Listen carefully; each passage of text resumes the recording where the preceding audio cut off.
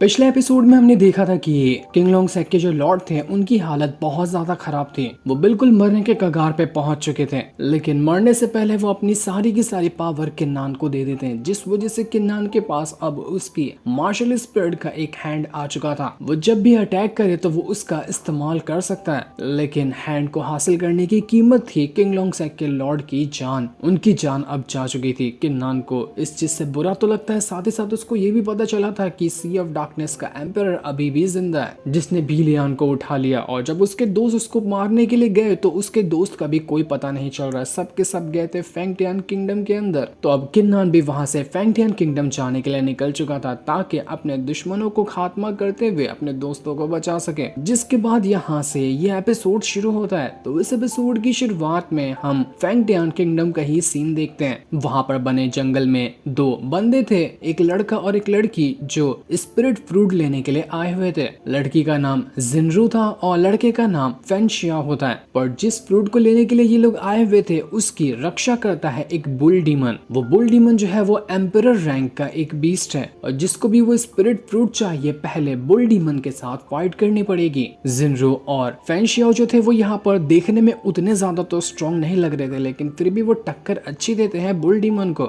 जिनरू की जो martial spirit थी वो किसी तरह के वेपन जैसी थी, तो वो अपने उसी वेपन का इस्तेमाल करते हुए बुल डीमन के साथ फाइट कर रही होती है। लेकिन बुल डीमन को तो कुछ होता ही नहीं, वो उसके वेपन को पकड़ पकड़ कर ही उसको बहुत मारता है। जिनरू तो फिर भी हिम्मत वाली लग रही थी, फेंशिया तो बिल्कुल ही डरपोक किस्म का बंदा लग रहा था। वो तो अपनी जान बचा बचा कर इधर उधर भाग रहा होता है ताकि उसको चोट ना लग जाए। बेचारी जिनरू को तो उस बुल डीमन का एक बहुत ही ज्यादा स्ट्रॉन्ग वाला अटैक आकर लग भी चुका था, जिस वजह से उसकी हालत खराब हो जाती है। वो थोड़ा थोड़ा हिम्मत करके फेंशिया से कहती है कि देखो तुम ना उस तरफ से जाकर बुल डीमन का थोड़ा सा ध्यान भटकाओ। उसका एक बार ध्यान भटक जाएगा ना तो उसके बाद मैं इसके ऊपर पीछे से हमला करके इसकी जान ले सकती हूँ। लेकिन फेंशिया ठहरा डरपोक किस्म का बंदा। वो कहता है कि मुझसे ना हो पाएगा कुछ, तुम ही स्पिरिट फ्रूट ले लो, मुझे वो भी नहीं चाहिए। वो अपनी जान बचाकर जंगल से भागने लग गया था कि जान बची तो लाख हो पाए। जिनरू कह रही थी कि घटिया आदमी, एक नंबर के डरपोक कहीं के, तुम्हें मैं साथ में लाई ही क्यों? अब मुझे इस तरह की मुसीबत में फंसा कर तुम भाग गए, छोड़ूंगी नहीं तुम्हें, बस एक बार तुम मुझे नजर आ जाना, तुम्हारी जान ले लूंगी। बेचारी जिनरू जो थी वो अब अकेली पड़ चुकी थी, और बुल डीमन तो और भी ज्यादा गुस्से में था कि अब तो तू अकेली है, तू मेरा आराम से शिकार बन सकती है, ऐसा मारूंगा कि सारी अकड़ ठिकाने लग जाएगी, यहाँ पर आकर मेरा ही स्पिरिट फ्रूट लेती है। जिनरू हिम्मत नहीं हारी थी, वो दोबारा से खड़े होकर बुल डीमन के साथ फाइट करने की कोशिश करती है। वो अपना मार्शल वेपन निकाल के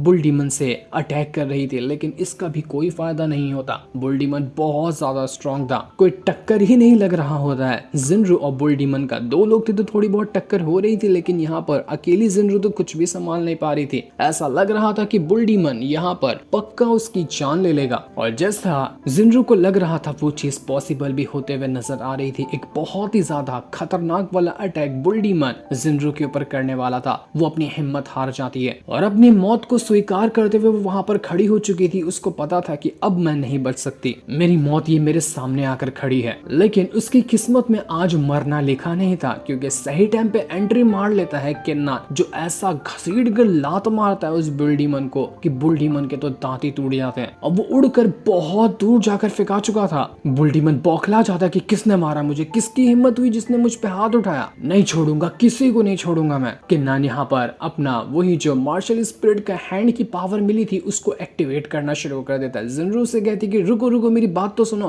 तुम अकेले बुल डीमन का मुकाबला नहीं कर सकते, मैं भी तुम्हारे साथ आती हूँ, हम दोनों मिलकर मारेंगे तो आसानी से बुल डीमन खत्म हो जाएगा। पर किन्नान कहता है कि उसकी कोई जरूरत नहीं है, मैं अकेला काफी हूँ इसको औकात दिखाने के लिए। और जैसा किन्नान ने कहा था वैसा ही हो जाता है। वो एक ही घसीट के पंच क्या मारता है, पूरा का पूरा बुल डीमन एक पंच में ही खत्म हो चुका था। धज्जियां उड़ गई थी उसकी तो वहां पर। ये अटैक करने के बाद किन्नान कहता है कि अरे नहीं नहीं यार, पंच से तो कुछ ज्यादा ही भयानक अटैक लग गया इस बुल डीमन को, कहीं इसके खत्म होने के बाद इसका बीस्ट कोर जो है वो भी खत्म ना हो जाए, क्योंकि बीस्ट की जो बीस्ट कोर होते हैं ना वो बहुत ज्यादा पावरफुल होते हैं। बीस्ट कोर गया तो मेरी मेहनत भी बर्बाद हो जाएगी, लेकिन किस्मत से बीस्ट कोर वहां पर मौजूद था, वो डिस्ट्रॉय नहीं हुआ। तो इस चीज से किन्नान जो था वो बड़ा खुश होता है। जिसके बाद जिनरू जी थी वो स्पिरिट फ्रूट को कलेक्ट करना शुरू कर देती है। वो जिस फ्रूट के लिए आई हुई थी उसको वो सारे के सारे फ्रूट मिल जाते हैं, ढेर सारे फ्रूट थे यहाँ पर। लेकिन वो किन्नान को देखकर हैरान हो रही थी कि बड़ी अजीब बात है, इसको ये स्पिरिट फ्रूट नहीं चाहिए क्या, इसको सिर्फ बीस्ट कोर चाहिए था।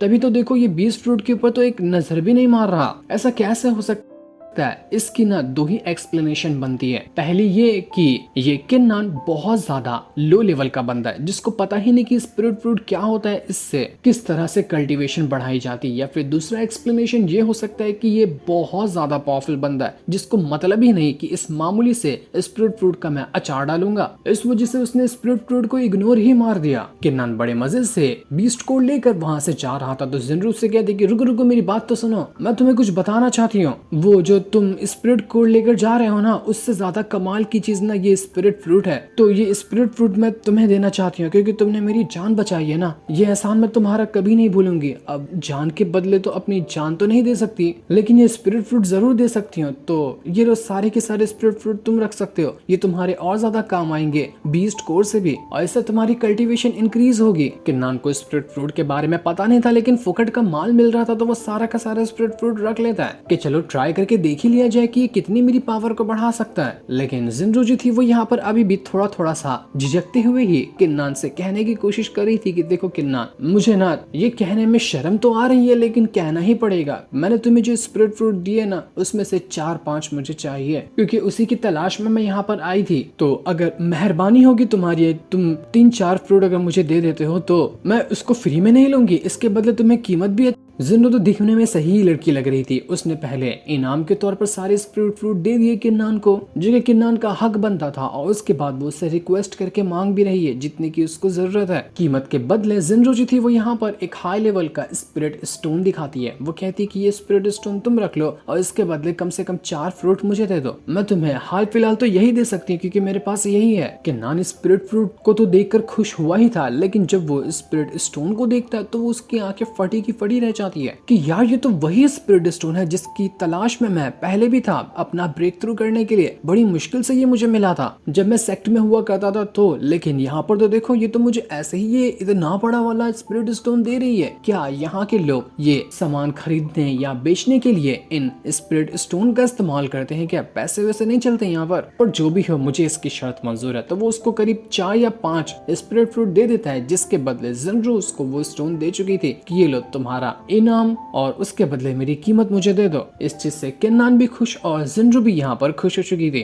स्पिरिट फ्रूट जैसे ही जिनरू को मिलता है वो वहीं पर बैठकर अपनी कल्टीवेशन करना शुरू कर देती है। वो अपनी कल्टीवेशन इंक्रीज करने के लिए ही ये स्पिरिट फ्रूट लेने आई थी। वो जैसे अपनी कल्टीवेशन शुरू करती है पहले ही सामने एक बैरियर लगा देती है ताकि आगे आसपास कोई भी खतरा क्यों ना आने वाला रहे, उसको पता चल जाए कि यहाँ पर कोई खतरा आने वाला है, जिस वजह से उसकी कल्टीवेशन भी डिस्टर्ब नहीं होगी। वो अपने मार्शल वेपन की ही पावर को इंक्रीज करने की कोशिश कर रही थी। तो किन्नान इस चीज को देखकर कहता है कि वाह बड़ी कमाल की लड़की है, काफी होशियार भी लगती है। तो अब ये यहाँ पर कल्टीवेट कर रही है तो मैं भी यहाँ पर कल्टीवेट थोड़ा बहुत कर ही लेता हूँ। जरा देखो तो ये स्पिरिट फ्रूट किस काम आते हैं, जिसकी इतनी ज्यादा तारीफ ये जिनरू यहाँ पर कर रही थी। तो जिनरू और किन्नान दोनों ही यहाँ पर अपना अपना कल्टीवेशन शुरू कर देते हैं। लेकिन जैसे ही किन्नान ने कल्टीवेशन शुरू किया था जिनरू उसको बस देखती ही रह जाती है कि भाई साहब जरा देखो तो उसको कितना ज्यादा ऑरा निकल रहा है इसके अंदर से, ऐसा लग रहा है पूरा जंगल में आग लगा देगा ये। शायद मेरी पहली वाली एक्सप्लेनेशन गलत थी कि ये बहुत ज्यादा कमजोर बंदा है, जबकि ये बहुत ज्यादा पावरफुल लगता है। ऐसा लग रहा है कि ये जगह पर अभी अपना ब्रेक थ्रू कर जाएगा। मैंने तो इससे पहले ही कहा था कि स्पिरिट फ्रूट जो मैंने इसको दे रही हूँ वो बहुत ज्यादा काम आते हैं कल्टीवेशन इंक्रीज करने में, और देखो इसको फायदा भी नजर होता हुआ आ रहा है। किन्नान की पावर देखते ही देखते बहुत ज्यादा बढ़ते जा रही थी और वो यहाँ तक कि पहुंच चुका होता है कि थोड़ा हिट ऑरा और लगा ना उसको तो वो अपना ब्रेक थ्रू कर जाएगा। इतना भयानक ऑरा उसके अंदर से निकला था कि जिनरू उड़कर ही दूर फेंका जाती है। बस ऑरा के वजह से ऑरा को महसूस करके यहाँ पर जिनरू कह रही थी कि जो ऑरा मैं देख रही हूँ ना, ऐसा लगता है कि ये कम से कम मार्शल एंसेस्टर रेल्म पर तो होगा ही। इतना ज्यादा कमाल का और इतना ज्यादा स्ट्रॉन्ग ऑरा इसके अंदर से बाहर निकल कर आ रहा है। ये कितना ज्यादा पावरफुल है, काश मैं इसके साथ हो जाऊं और ये मुझे अपने साथ रखने को शामिल हो जाए ना, तो इसके साथ रहते रहते मैं भी इसकी जितनी स्ट्रॉन्ग हो जाऊंगी। मजा आ गया इसको देखकर, अनजाने में ही सही लेकिन बहुत ही सही बंदा मिल गया मुझे। अब बस इसको मनाना बाकी है कि ये मुझे अपने साथ रखने के लिए तैयार हो जाए, फिर तो मजे ही मजे हो जाएंगे। किन्नान यहाँ पर अपना कल्टीवेशन करने के बाद वो कहता है कि वाह सच में ये फ्रूट तो कमाल के थे, मेरी तो अब कुछ ही टाइम के अंदर ब्रेक थ्रू होने वाला है। थोड़ा और मेहनत करूंगा तो ज्यादा टाइम भी नहीं लगेगा ब्रेक थ्रू करने में। पर वो जब जिनरू को देखता है तो वो जमीन पे गिरी हुई थी। वो उसे कहता है कि अरे यार सॉरी सॉरी माफ करना, मेरे ऑरा की वजह से तुम उड़ गई। वो उसका हाथ पकड़कर उसको उठाने की कोशिश कर रहा था कि तुम ठीक तो हो ना, लेकिन जिनरू तो अब पूरी तरह से लट्टू हो चुकी थी किन्नान के पर। वो कहती कि तुम तो बहुत कमाल के, तुम बिल्कुल अजूबे हो इस दुनिया के। वो उसकी तारीफों के पुल बांधने लगती कि क्या तुम मुझे अपने साथ रखोगे, तुम्हारा लेवल क्या है, तुम कहाँ से आए हो, तुम्हारी एज क्या है, मुझे तुम्हारे बारे में सब कुछ जानना है। तो किन्नान कहता है कि मैं तुम्हें क्या बताऊं, मेरी एज ना तुम्हारे आसपास तो नहीं है, फर्क होगा हम दोनों की एज में, और मैं उतना भी ज्यादा फेमस बंदा नहीं हूँ जितना कि तुम कह रही हो। तो जिंजू कहती कि भाड़ में जाए, मुझे उससे कोई मतलब नहीं है, तुम मुझसे छोटे एज में रहो या बड़े एज में रहो, इससे क्या ही फर्क पड़ जाता है। मुझे देखो, मैं हूं ना सुंदर, मुझे तुम अपने साथ रख लो, हम दोनों एक साथ रहेंगे, एक साथ कल्टीवेशन करेंगे और एक साथ मौज मस्ती करेंगे। किन्नान कह रहा था कि अबे यार ये कौन सी मुसीबत में पड़ गया मैं, मुझे नहीं रहना इसके साथ, मैं यहाँ से जा रहा हूँ। वो बेचारा जैसे ही भागने की कोशिश करता है उसकी टांग पकड़कर गिरा देती है जिंजू उसको कि भागोगे कैसे, मैं भागने दूंगी ही नहीं तुम्हें, तुम यहाँ पर आए हो ना तो यहाँ से जाने ही नहीं वाले, मैं तुम्हें नहीं जाने दूंगी, अब तो हम दोनों हमेशा के लिए एक हो जाने वाले हैं, मैं तुम्हारा साथ नहीं छोड़ूंगी। वो किन्नान से कहती है कि किन्नान जरा मुझे एक बार अच्छे से देखो, मेरे शरीर के हर एक हिस्से को ना अच्छे से देखना और देखकर बताना कि मेरा फिगर तुम्हें अच्छा नहीं लग रहा, मैं उतनी ज्यादा सुंदर नहीं हूँ क्या, मेरे को देखो मैं कितनी सुंदर हूँ। तो किन्नान जैसे ही जिंजू को देखता है उसकी नजर सीधा गलत ही जगह पर जाती है, जिसे देखकर वो तुरंत अपनी नजर हटाते हुए कहता है कि अरे यार ये मैंने क्या देख लिया, ये मुझे नहीं देखना है, ये सब क्या हो रहा है मेरे साथ, मैं कहाँ आकर फंस गया, कोई मुझे बचा लो। वो जिंजू से कहता है कि देखो मैं तुम्हारे सवाल का ना ढंग से जवाब तो नहीं दे सकता, लेकिन इतना कह सकता हूँ कि हाँ तुम अच्छी दिखती हो, तुम्हारा फिगर भी सही है, अब इससे ज्यादा मुझे कुछ भी एक्सपेक्ट मत करना कि मैं तुम्हें और कुछ जवाब देने वाला हूँ, तुम प्लीज मुझे यहाँ से जाने दो, तुम्हारी बहुत मेहरबानी होगी। जिंजू कहती कि अरे हटो यहाँ से, ऐसे कैसे जाने दूं तुम्हें, तुम्हें तो अपने साथ लगा कर रहूंगी, पूरा बांध रहूंगी तुम्हें अपने साथ में, कहीं जाने नहीं देने वाली तुम्हें, अब से हम दोनों बिल्कुल मास्टर और डिसाइपल की तरह रहेंगे, तुम मुझे सिखाना, मैं तुम्हारे साथ रहूंगी, मैं तुम्हारी सेवा करूंगी, जिस भी तरह की सेवा होगी वो सब करने को तैयार हो, तुम जो बोलो मैं वो करूंगी तुम्हारे लिए, बस तुम मेरी हेल्प करो और मुझे भी अपने जितना पावरफुल बना दो। एकदम पागल ही हो चुकी थी जिंजू किन्नान को यहाँ पर देखकर, और किन्नान बेचारा यहाँ पर मुसीबत का मारा एकदम बुरी तरह से फंस चुका था, उसको कोई रास्ता ही नहीं नजर आ रहा था कि वो यहाँ से कैसे बचकर भागेगा। जिंजू धीरे धीरे करते हुए किन्नान के और करीब आने की कोशिश कर रही थी ताकि वो उसको अपने प्यार में फंसा सके, वो उसको रिझाने की कोशिश करती है, वो उसको अपने ऑरा की मदद से हिप्नोटाइज करने की कोशिश कर रही थी ताकि किन्नान भी उसके साथ रहने को तैयार हो जाए। किन्नान के पास कोई रास्ता नजर नहीं आ रहा था तो वो कह देता है कि ठीक है तुम मेरे साथ रह सकती हो, लेकिन कुछ भी गलत हरकत मत करना, कुछ हेल्प हो सकेगी ना मुझसे तो मैं तुम्हारी थोड़ी बहुत कल्टीवेशन में हेल्प कर दूंगा। ये सुनकर तो जिंजू की खुशी का ठिकाना नहीं रहता कि ये हुई ना बात, मैं तो तब से यही सुनना चाह रही थी तुम्हारे मुंह से और तुमने कह दिया,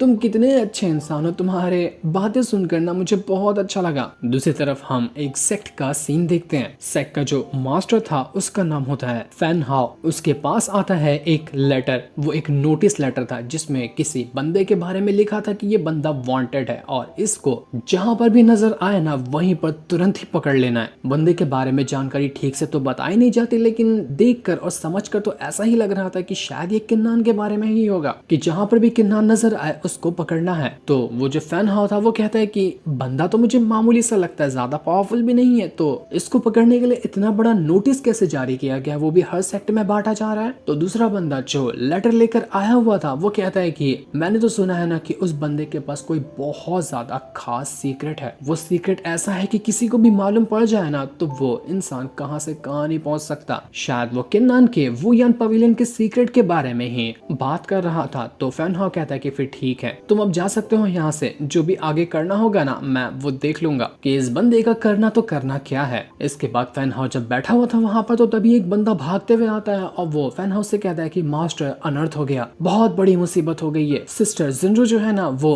अकेले जंगल में चली गई थी जहाँ पर वो स्पिरिट फ्रूट लेना चाह रही थी, लेकिन गड़बड़ ये हो गई कि बुल डीमन ने उसके ऊपर हमला कर दिया। ऐसा लग रहा है कि जिंजू की जान खतरे में है, शायद वो जिंदा भी होगी या नहीं होगी इसके बारे में भी कोई खबर नहीं मिली अभी तक। ये सुनकर फैन हाउ का दिमाग घूम जाता कि ऐसा कैसे हो सकता है, तुम लोग क्या झक मरा रहे थे, तुम्हें देखने नहीं हुआ क्या, कहीं जिंजू को कुछ हो गया ना तो एक एक को जान से मार दूंगा। लेकिन उसको क्या पता कि किन्नान ने तो जिंजू को आकर उसकी जान बचा ली है, वरना तो जिंजू का हाल वही हो गया होता जिसका अभी फैन हाउ को डर था। जो सीन दिखाते ही ये एपिसोड यहीं पर एंड हो जाता है। थैंक्स